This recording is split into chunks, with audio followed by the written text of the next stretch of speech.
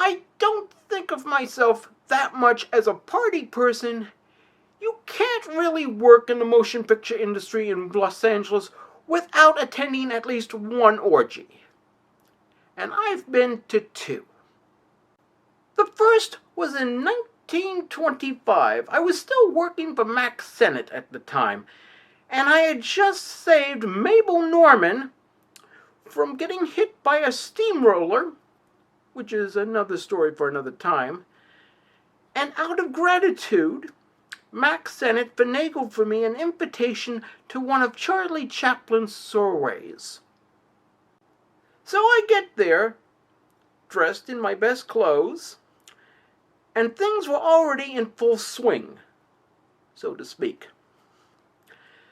I'm standing off to the side, trying to figure out what the proper etiquette is for, joining an orgy, when Ramon Navarro saunters up to me.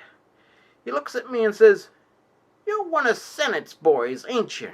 And I said, "Yes, sir." And he says, "What's your name?" And I said, "Well, it's Marty Lydecker." And he says, "Where you from?" And I say, "Well, from Plainsville, Ohio." He says, "Oh, we've got ourselves a farm boy here."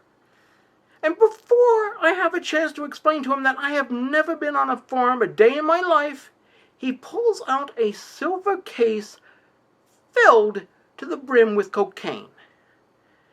And he looks at me and says, "Okay, farm boy, let's see what you got." And before he can finish the sentence, I had snorted half the case. Now, what Ramon didn't know is that my father was the town pharmacist. And he was a strong believer in the medicinal properties of cocaine, and he used it liberally upon myself and my brother during our childhood. Head cold? Cocaine. Skin knee? Cocaine. Rheumatic fever? Cocaine. Well, the ice had been broken, and the next thing I knew, I was in the living room putting the wood to Louise Brooks while the crowd cheered me on.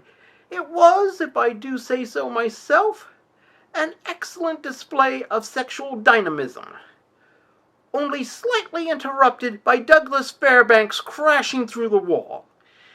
It seems due to a lost bet with Chaplin. He was attempting to fornicate with the kangaroo, and the kangaroo was having none of it.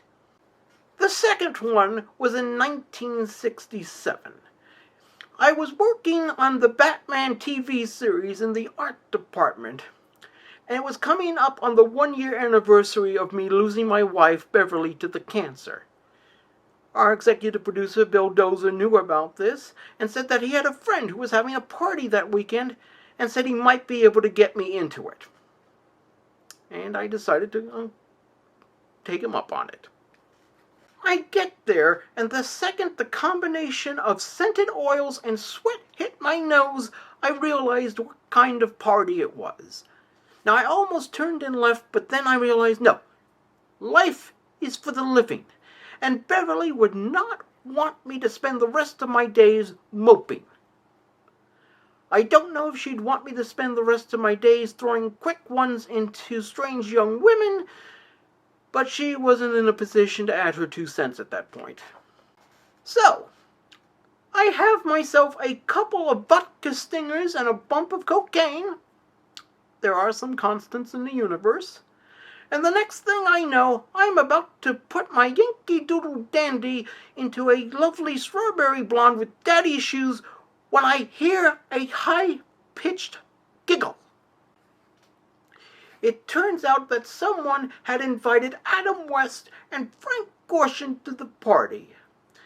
And instead of getting into the orgifying, they immediately broke into their voices from the TV show.